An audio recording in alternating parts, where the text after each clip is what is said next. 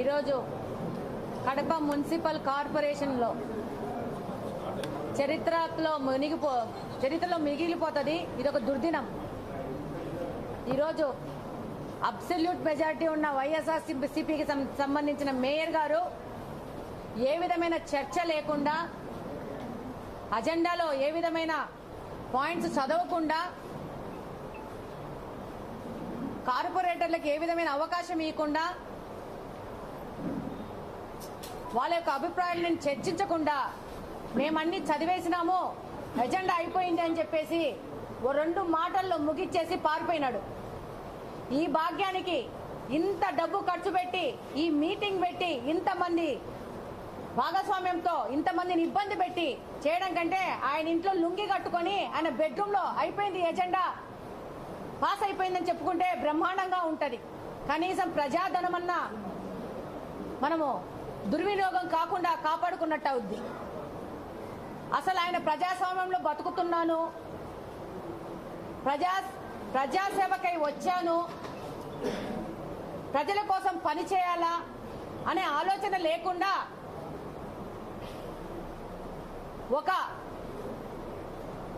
నియంతలాగా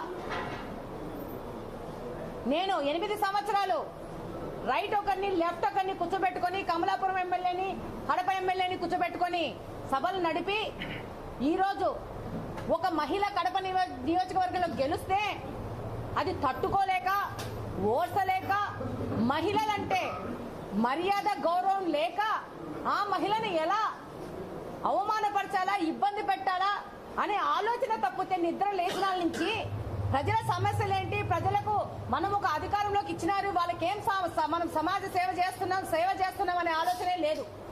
అవినీతి చేయడము, ఆయన కుటుంబ సభ్యులకి కార్పొరేషన్ సంబంధించిన వర్కులు కానీ, ఆదాయ వనరులు కానీ కల్పించి ఈరోజు ఒక అవినీతి సామ్రాజ్యాన్ని ఏలుతున్నాడు గత 8 సంవత్సరాల నుంచి. ఈ 8 సంవత్సరాల నుంచి ఎవరు ప్రశ్నించలేదని కడప మున్సిపల్ కార్పొరేషన్ ని తను అక్రమ మార్గంలో రాసి పెట్టుకున్నాను, రిజిస్ట్రేషన్ చేయించేసుకున్నాను, నా ఇష్టం వచ్చినట్టు ఈ కార్పొరేషన్ చేయొచ్చనే విధానంగా ఆయన వెళ్తున్నాడు.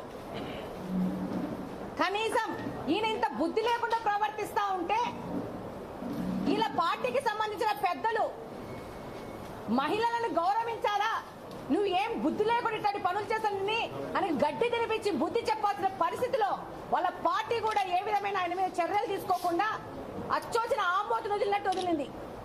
ఈరోజు మహిళల మీద దాడి చేస్తూ అదే మహిళల్ని సపోర్ట్ తీసుకొని వాళ్ళకి ఏమేమి లాభాపేక్షలు చెప్పినాడో మనకు తెలియదు. వాళ్ళకే మెజారిటీ ఉంది, వాళ్ళే ఎక్కి మాకు ప్రొటెక్షన్ కావాలని అనడము, వాళ్ళే నినాదాలు చేయడము, వాళ్ళే పోడియం ఎక్కడము, వాళ్ళే రచ్చ చేయడము. అది కార్పొరేషనే బరాయిస్తూ ఇంతవరకు ప్రజలకి మేము సర్వీస్ ఇవ్వడం జరుగుతాను. అలాంటిది కొత్త పన్ను కట్టద్దు, ఇంటర్ ఛార్జెస్ తోలిద్దు, మీ జాగీరా కార్పొరేషనే కడుతుంది అన్నావు. ఈరోజు కార్పొరేషను నువ్వే మున్సిపల్ స్కూల్లో పవన్ కళ్యాణ్ ఇచ్చిన రోజు ఆయన సమక్షంలో నువ్వే అంటావు మా కార్పొరేషన్ దివాలా తీస్తుంది, ఖర్చులకే డబ్బులు లేవు, శాలరీస్కే లేవు, మాకు అదనంగా నిధులు ఇవ్వమని. అంటే మేము ఇన్ని రోజులు ఇది భారం అవుతుందనే ఆలోచన ఒక పక్క చేస్తూ దీన్ని ఎట్లా చేయాలి, ఎలా ముందుకు తీసుకోవాలని ఆలోచన చేస్తూ ఇప్పటికీ మేము క్లాప్ ప్రోగ్రామ్ తీయకుండా పబ్లిక్ సర్వీస్ చేస్తూ మేముంటే నువ్వు మాట్లాడతావు. నిజంగా ఈ శాసనసభ్యురాలకి ఈరోజు మీ మీడియా అందరూ కల్లారా చూస్తున్నారు, వాస్తవాలు రాస్తున్నారు.